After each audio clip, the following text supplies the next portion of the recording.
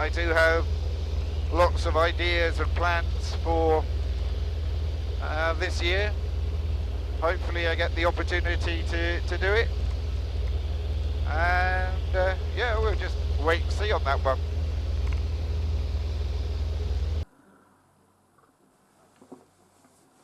Hi everyone, first and foremost, I hope you and your families are all well.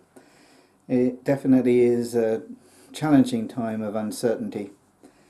As of now, and who knows what it's going to be like by the time you get to see this video, UK have got no restrictions for VFR flying. I understand that Belgium, Norway and Italy have closed their airspace to VFR. I'm not sure about Spain and France, but I do know that there are restrictions in terms of travelling, so it probably means that even if the airfields are open, you're not going to be able to get to them anyway. But wherever you are in the world, let us know how the coronavirus is affecting you and what restrictions it's got for you and your flying.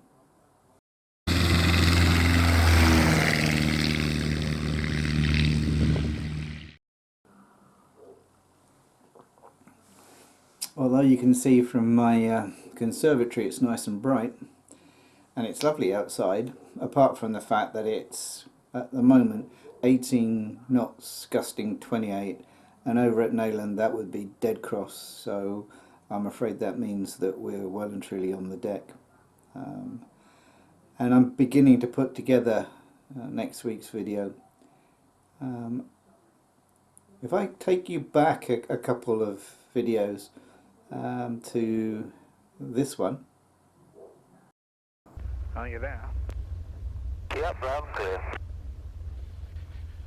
It started okay, then I lost it, and then I had a series of those clicks again. All right.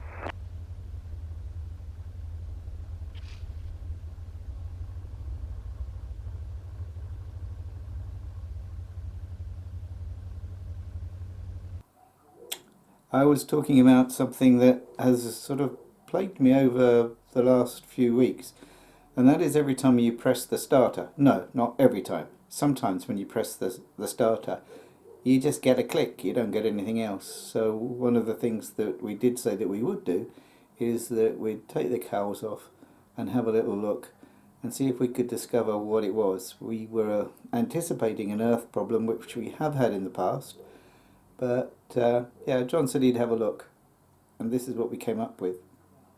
Okay, so master is on, mixture is lean, I've got fuel off, fuel pump is off, I've got magnetos are off, keys out, and starter goes.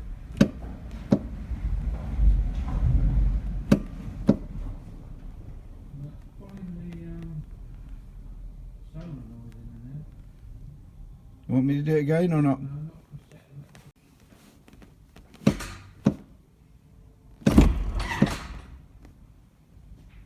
It's a dodgy position, isn't it? So what you think is to do with the position of where it is? Yeah, if it stops in one particular place, Mm-hmm. then the solenoid is kicking out before it's getting over it, which suggests that possibly it could be a bad tooth on the ring, Okay. rather than the starter or the ring on the back of the engine.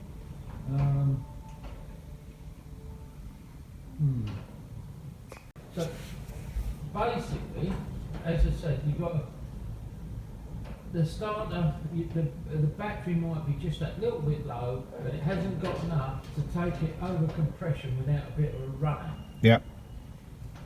When we've had cold weather, it's cold weather, hasn't been used and so on, so it's working under those parameters. So just for the time being, Yeah. if it's a cold, if you pull it through, Yeah. you know, before you ask it to start, Yeah. right, and then run it back till it's up against the reverse compression. Yeah. Then when you give it a pull, in there the starter will rotate that amount Yeah. before it hits another compression. and probably will go. Yeah. So as you say, take a run up at it. Yeah. So I mean, rather than pull it all apart just for now. Yeah. Probably try. Let's face it, it ain't been used for 3 or 4 months. Yeah. So once you've got everything back and running and normal.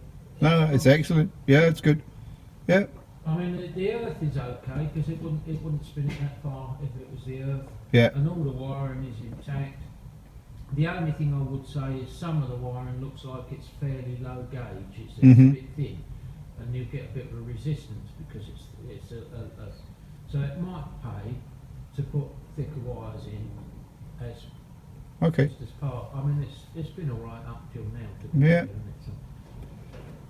So we don't need to worry at the moment about putting a new switch in or anything. No, the switch is working fine. Everything is working. It's just that you're asking. Yeah. You know, A lot of it at that it's like time. you've been in bed for 6 months and then. Yeah, that's it. Get up and get going. Right. Okay. Yeah. I'm afraid I've used a sort of swig of tea as the start of each of these new sections. So the other thing that I thought I'd bring to your attention was the fact that in my last video, maybe the one before, I'll put a link to it though, but I actually made the comment that hopefully we would be able to continue flying, and that I'd got lots of nice things planned for this summer.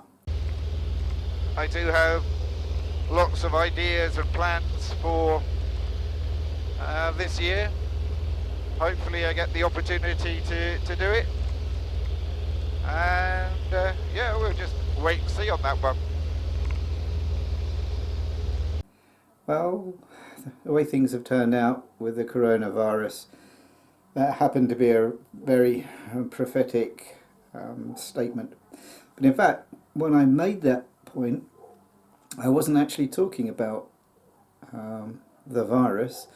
I was actually alluding to the fact that later on that week I was going to have to do my treadmill test. Since I had my heart attacks in August 2013, every 3 years from that point I have to do a Bruce protocol treadmill test, and mine was coming up, and I did think you might like to see what's involved in that.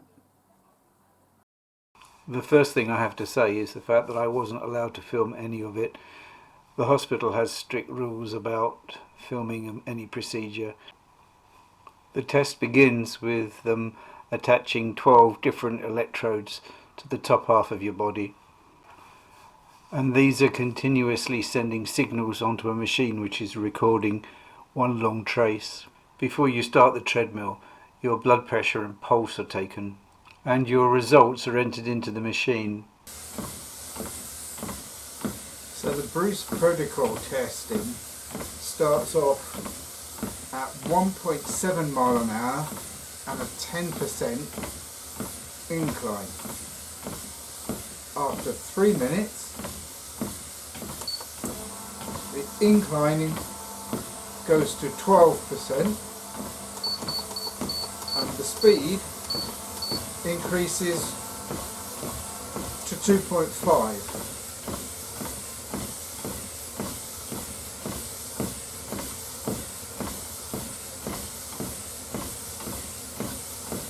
After a further 3 minutes, the incline is increased to 14% and the speed to 3.4 miles an hour.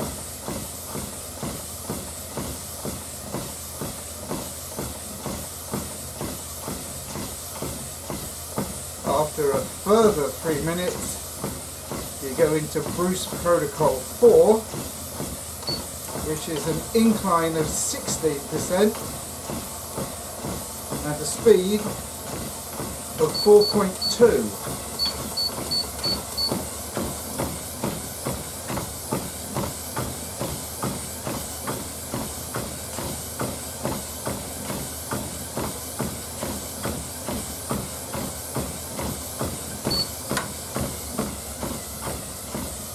After which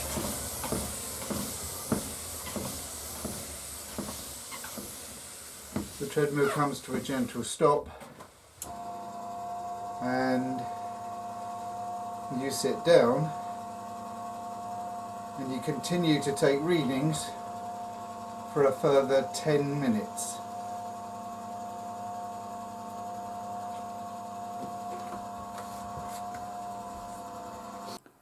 I think I was pretty lucky to get it in before all of the restrictions have taken place, but I know everybody's extremely busy. I have chased up a couple of times with phone calls, but as yet I haven't received the report, and nor has it gone to my AME. So hopefully by the time this video comes out, I'll have had some indication as to how that test went. This week's shout out goes to a young lady called Seren, whose YouTube channel, Plain Brain, highlights her interest in aviation and especially air racing. I became aware of her work after she left me a comment on my Sandown air race video. As an ex-teacher, head teacher, I'm always interested in the work of youngsters, especially if they've got an interest in aviation. I'm sorry, Seren, but for copyright reasons, I've had to change the background music.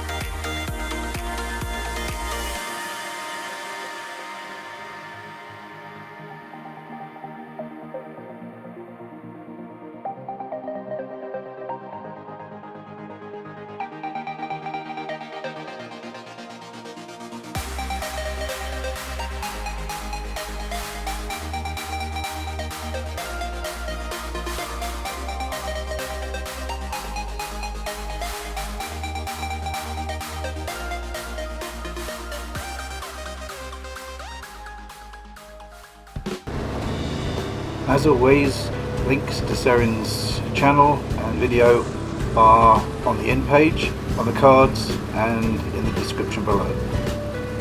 Keeping the RV theme going, I thought I'd include these short clips of a trip back in the summer of our return from Shuttleworth.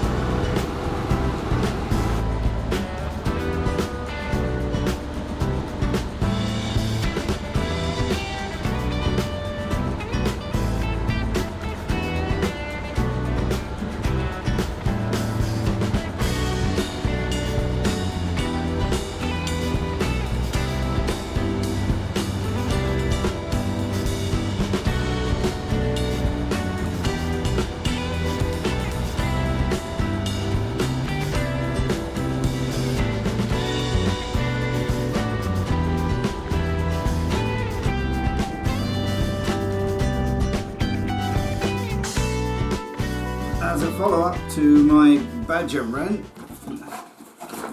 we have received in the post this, which is advertised as a solar-powered ultrasonic animal and bird repellent. The object of the exercise is that this device, I'm going to just put the box down there,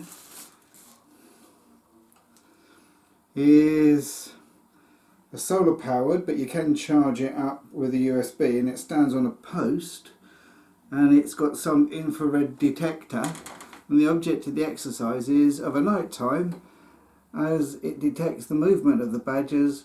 Big bright lights light up the eyes, and that frightens them away. Don't know. We'll have to give that a try and see how we get on. Does look quite frightening, I have to say.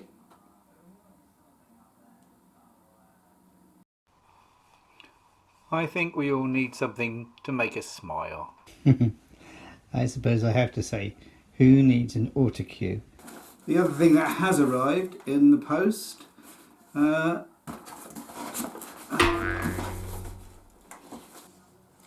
well, hello everybody. First and foremost, I hope you and all of your families are well. It definitely is a time of rather challenging and uncertain days. At the moment, all hospital staff are extremely busy. I think I was quite lucky to get it in before all of the restrictions have taken place. But I haven't heard a report back. I haven't had a report back. Blah blah blah blah blah blah. I'm not sure about the restrictions in France and Spain, but I do know that there's travel restrictions, which means even if the airfields and airports are open, you can't travel to them anyway. So yeah, please leave me a comment as to where you are in the world and how. No, that was so close as well.